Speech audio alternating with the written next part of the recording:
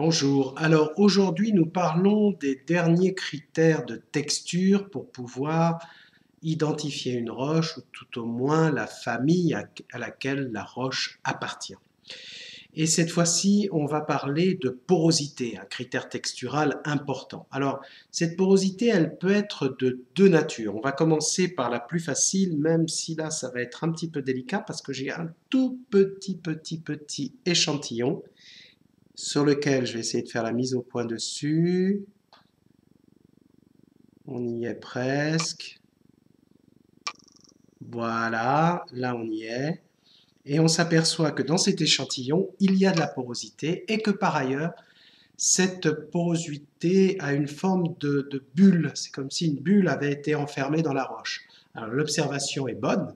C'est exactement ce qui se passe dans le cadre d'un contexte volcanique. Le gaz, qui est le moteur de la poussée magmatique, va être parfois emprisonné au moment du refroidissement de la roche et donc sous forme de petites bulles. Et quand on va casser la roche, on va trouver cette porosité vacuolaire qui est caractéristique notamment de ce que l'on appelle les pouzzolanes ou aussi la pierre ponce. Voilà.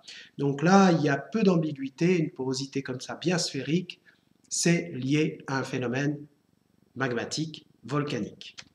Et puis, il y a la porosité entre les grains. Alors là, c'est un petit peu plus délicat à déterminer. J'espère qu'on va pouvoir le voir sur cet échantillon. Toute la partie un petit peu sombre, c'est petit, hein, c'est subtil, ce sont des petits trous.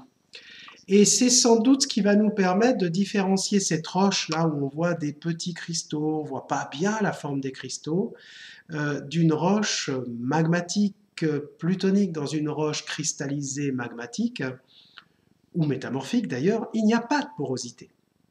Alors qu'il peut en avoir une dans une roche sédimentaire où on a des petits grains qui sont assemblés les uns entre les autres. Alors, pas facile à voir, ça peut être suffisamment gros et là c'est très bien, on va voir des petits grains. Et souvent d'ailleurs, ces petits grains ont plutôt une forme arrondie, ce sont des petits grains de sable ou des petits graviers qui ont été agglomérés et donc qui ménagent des espaces entre eux.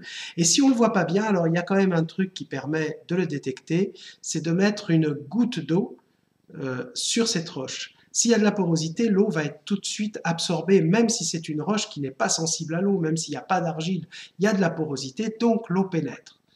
Sur un granit, vous mettez une goutte d'eau, il n'y a pas de pénétration parce qu'il n'y a pas de porosité. Voilà. C'est ce qui va vous permettre de distinguer et d'analyser la présence de trous à l'intérieur d'une roche. Donc je conçois que c'est un petit peu délicat, mais quand même vous verrez par l'expérience, ça marche assez bien. Donc je résume, les critères de porosité, soit cette porosité a une forme de vacuole, de bulle, et à ce moment-là, on s'oriente sur le diagnostic d'une roche volcanique, soit alors c'est une porosité dite intergranulaire, et même si on ne la voit pas bien, on va avoir un critère d'absorption de la part de la roche qui va nous permettre de mettre en évidence cette porosité qui nous emmène vers la famille des roches sédimentaires, et plutôt des roches sédimentaires détritiques. Voilà, on en a fini avec les critères de texture. Là aussi, je vous fournirai un petit tableau récapitulatif.